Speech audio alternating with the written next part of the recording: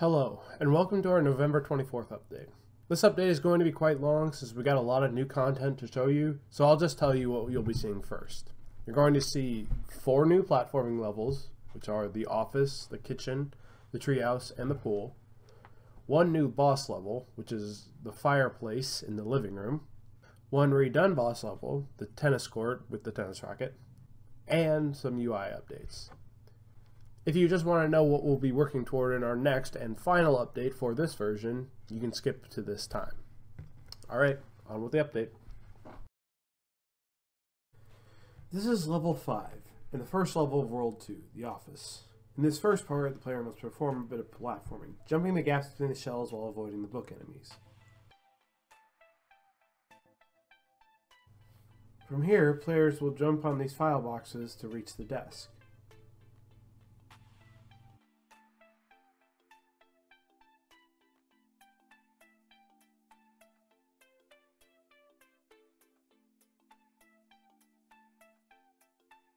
Next, by dragging this mouse over, the mouse on screen will hit the print button, and the printer will shoot out a piece of paper that moves the glass blocking your path.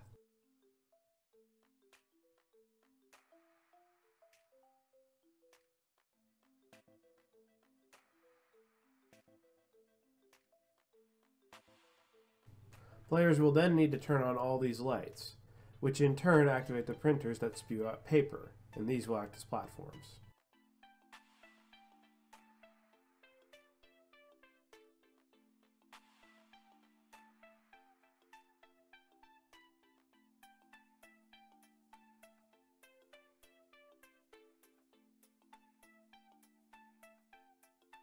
Finally, the player must navigate across the bottle caps, avoiding the electricity from the sockets on the wall to reach the end of the level.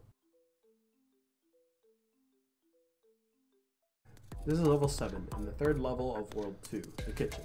At the start, the player will need to drag this glass in place to make a platform, allowing the player to scale over the other glasses.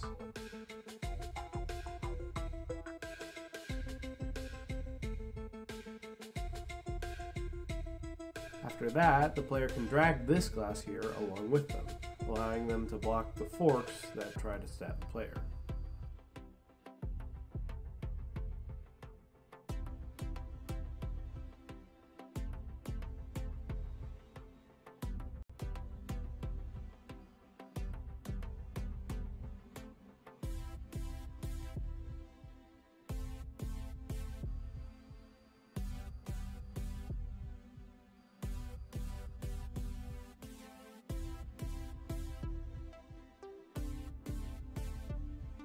From here, the player will have to avoid the olives rolling down the chopsticks.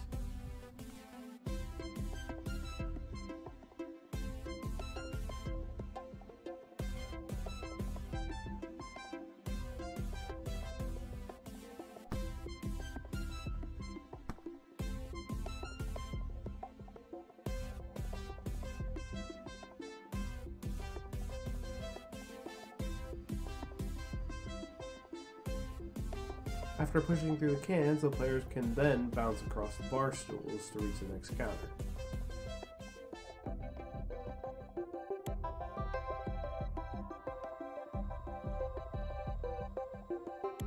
To get past the sink, the player will need to move all the dishes on the counter into the sink.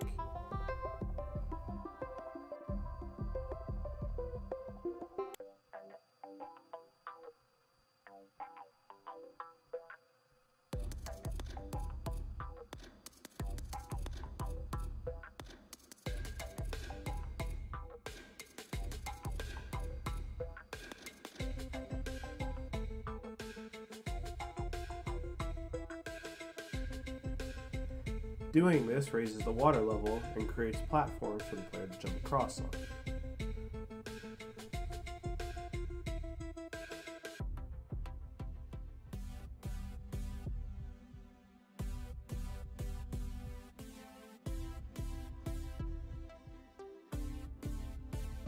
After passing another set of electrical sockets, the player must then cross the stove.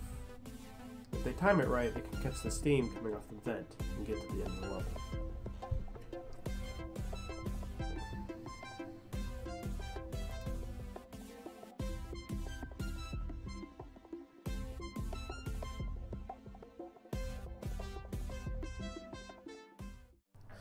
This is level 8, the boss fight for World 2. In this fight, you're fighting the fireplace, or rather, the fire within the fireplace. When the door to the fireplace is closed, you can't attack the flame, so you have to figure out a way to get the door open. You can do that by going up to the cup and sucking up water, using the element system, and use that water to cool down the door handle. Once you cool down the door handle, you can slide the door open. Once that door opens, the flame comes out and bounces around a little bit. And if you hit the flame with the water, you can damage it. From there, it's just rinse and repeat.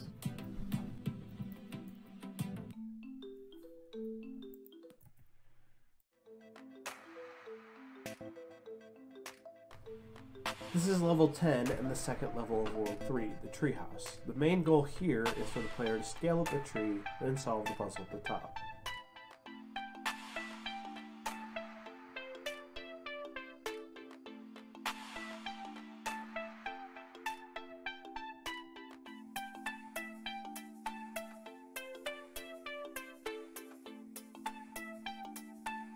When the player gets on this pulley-operated lift, they are moved up the tree.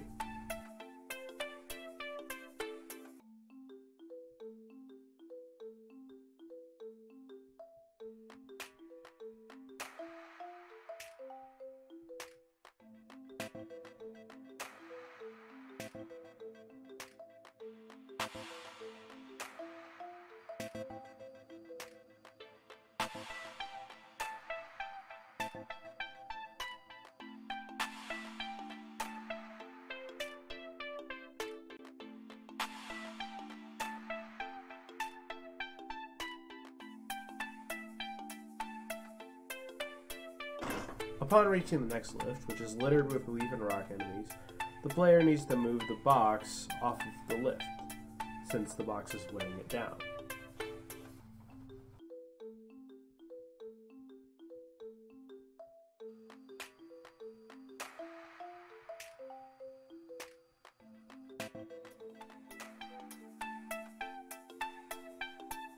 Same must happen with the next lift.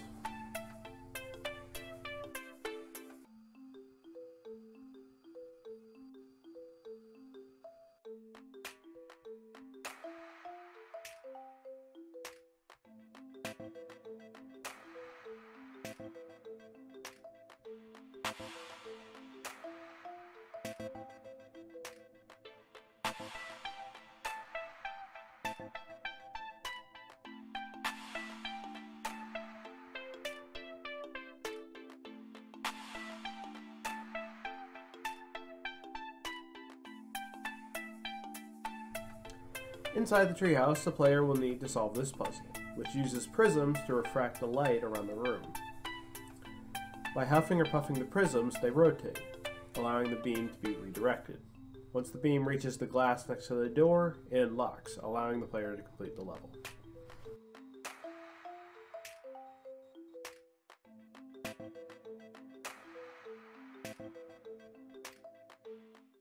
This is level 11, the final platforming level of World 3.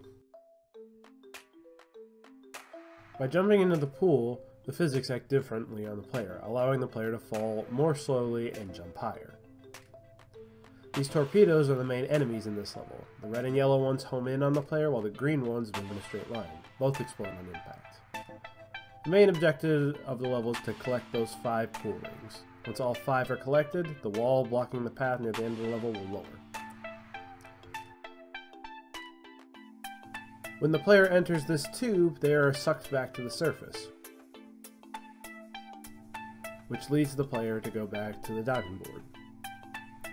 If the player jumps off the end of this board, they'll get a super jump and be able to grab the normally out of reach ring.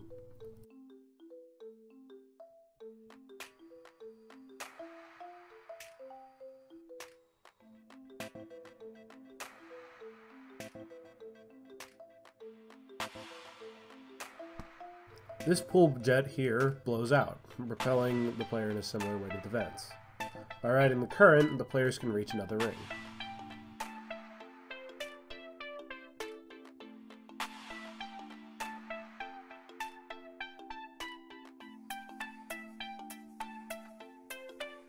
The fourth ring is above these pipes, which act as turrets that shoot out torpedoes. The final ring is guarded by this mini-boss, an automatic pool cleaner. If the pool cleaner touches you, you're dead no matter how much health you have. With all the rings collected, the pool net blocking your path is removed, and you can progress up the steps to reach the end of the level.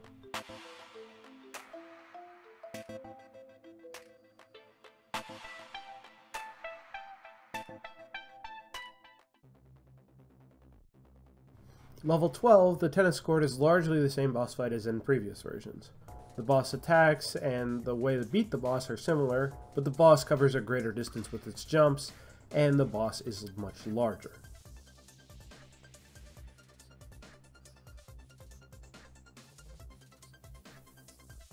The scoreboard keeping track of the player's health and the enemy's health is no longer a UI element, but rather it's a actual object in the world.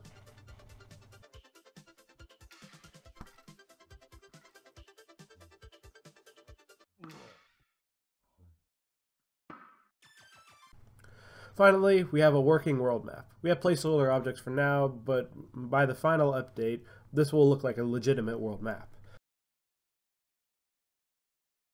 The player can move between levels by holding A or D, and then select a level by hitting E. And as you can see, the proper level is loaded.